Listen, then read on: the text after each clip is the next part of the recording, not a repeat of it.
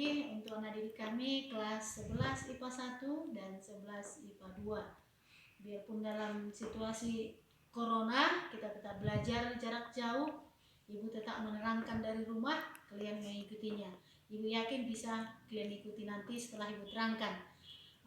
Biarpun di catatannya sudah dibuat ini, tapi Ibu terangkan kembali. Kita masuk ke dinamika, rotasi, dan kesetimbangan benda tegar. Dinamika rotasi itu artinya gerak benda yang berputar akibat adanya gaya yang bekerja yang tidak melalui poros atau titik pusat massa. Nah, benda tegar itu artinya benda yang tidak mengalami perubahan bentuk dan volume jika ada gaya luar yang mempengaruhinya. Nah, momen gaya itu yang disimbolkan dengan torsi. Nah, gaya yang mengakibatkan benda berputar itulah yang disebut dengan torsi. Nah, untuk menentukan torsinya itu adalah perkalian silang antara gaya dengan vektor posisi. Perkalian silang antara vektor gaya dengan vektor posisi. Torsi sama dengan F cross R. Torsi momen gaya satuannya Newton meter, F gaya dalam Newton, R vektor posisi. Nah, untuk menyatakan besar, maka besar momen gaya itu torsinya adalah F kali D. Nah, di mana D-nya ini adalah lengan.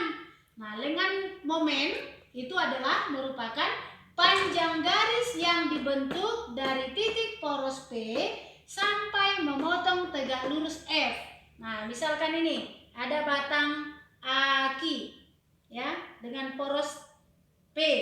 Nah, jika pada ujung ki diberi gaya sebesar F, nah maka vektor posisinya R, maka besar torsinya, mencari torsi tadi adalah gaya kali lengan, di mana gaya dengan lengan tegak lurus. Maka kita cari yang tegak lurusan gaya ini dengan lengan. Inilah lengan yang dipakai. Ya, ini garis yang ditarik dari poros memotong tegak lurus gaya. Berarti inilah lengan. Di mana lengannya ini adalah R sin theta. Ini sudut theta, sisi di depan sudut itu pakai sinus ya. Ini D-nya. Sisi di depan sudut pakai sinus. Atau bisa juga konsepnya tetap bahwa torsi itu adalah F kali D, F tegak lurus dengan D. Kalau F-nya yang kita buat tegak lurus bisa. Ini dia F-nya tegak lurus. Berarti komponen F ini ya, kalau matematik sudah pasti paham itu. Ini komponen F-nya tegak lurus dengan R itu adalah F. Kalau ini theta dari matematik, ini theta berarti ini juga theta. Nah, berarti di depan sudutnya ini itu pakai sin. F sin theta. Maka tetap juga torsinya sama dengan gaya. Gayanya adalah F sin theta. Lengannya R, berarti sama juga. Jadi torsi sama dengan F kali R sin theta. Kalau komponen gaya tadi yang kita rubah bisa. Ini tadi lengannya, ini gayanya tegak lurus, berarti F-nya gayanya adalah F sin theta. Kalau R-nya tadi yang kita rubah, ini R, ini F. Lengannya tegak lurus, berarti ini. Mencari D ini adalah R sin theta. Jadi sama dia. Nah, jadi cukup diingat, torsi adalah gaya kali lengan. Gaya harus tegak lurus dengan lengan. Cari mana dia yang tegak lurusnya. Nah, kita buat kalau bekerja beberapa gaya, sima torsi sama dengan torsi 1 tambah torsi 2 tambah torsi 3. Nah, arah torsi searah putaran jarum jam positif berlawanan putaran jarum jam negatif. Ya, jadi misalkan ini porosnya, ini Ibu pegang ujung marker. Inilah poros. Kalau dia diputar searah putaran jarum jam berarti positif. Kalau diputar berlawanan putaran jarum jam berarti negatif. Nah, sesuai dengan penentuan tandanya itulah kita ikuti nanti untuk mencari sigmanya. Nah, biar lebih cepat dipahami, Ibu buat contohnya ini, ya.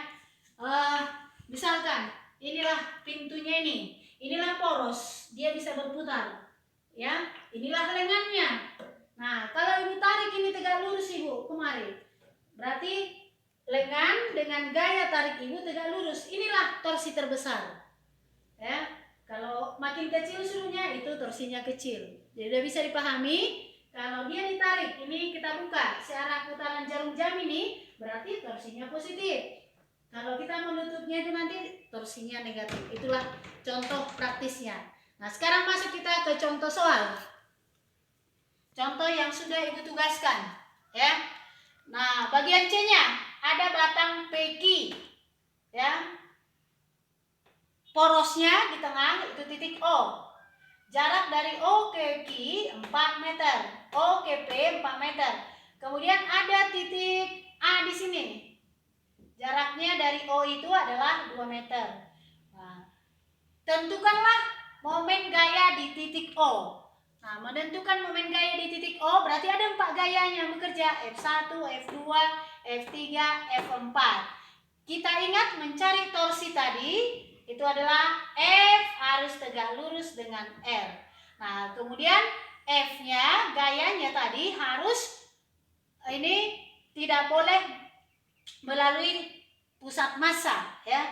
Jadi kalau gayanya melalui pusat massa berarti torsinya 0. Kalau torsinya, Ibu tuliskan gaya melalui pusat massa atau poros, berarti torsinya itu sama dengan 0. Nah, kita lihat untuk torsi 1. Torsi 1 itu rumusnya tadi adalah F1 dikali lengan. Berarti kita buat lengannya misalkan D1, ya. Nah, untuk mencari D1, kita lihat di sini F1 ini. F1 ke poros dia. Karena dia melalui poros, tadi poros kan di sini titik O. Dia melalui poros, berarti torsinya itu sama dengan 0. Nah, kemudian untuk torsi 2. Kalau dia torsi 2, berarti F2 dikali D2. Nah, kita lihat torsi 2-nya. Torsi 2 F2 kali D2. F2-nya 7. Nah, kita lihat dulu mana dia gaya yang tegak lurus dengan lengan. Ini gayanya F2, berarti tegak lurusnya ini terhadap titik poros, inilah kita pakai. Berarti komponen gayanya ini adalah F2 di depannya nih, samanya di sini dengan di sini. Berarti dia pakai sinus 53 derajat, ya.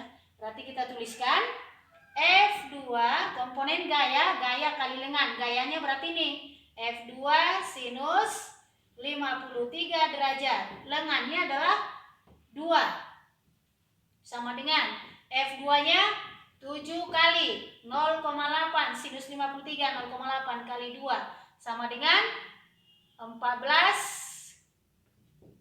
Ini 14 kali 0,8 itu tadi hasilnya 1,12 Newton meter kalau kita kalikan itu. Kemudian torsi 3. Torsi 3 itu F3 kali D3. Nah, kita lihat F3-nya ini. Berarti kita cari dia gaya kali lengan tegak lurus. Berarti komponen gaya inilah kita pakai. Berarti komponennya ini di depan sudut sama ini dengan ini. Berarti dia pakai sin. Sisi di depan sudut pakai sinus. Berarti dia F3 sinus 30 derajat. Lengannya adalah 4 dari titik tangkap dari Q ke O atau dari titik tangkap F3 ke O berarti 4. Nah, hasilnya kita buat torsi 3 F3-nya tadi. F3 adalah 15 dikali D3-nya. F3-nya tadi komponen gaya F3 sinus, ya. F3 sinus 30 dikali dengan jaraknya dari sini kemari 4.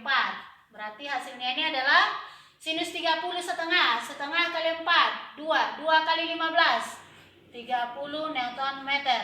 Torsi keempat. Torsi keempat F3 kali D4.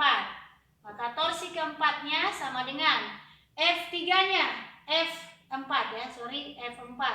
F4-nya sudah tegak lurus dengan lengan, ya. Ini sudah tegak lurus.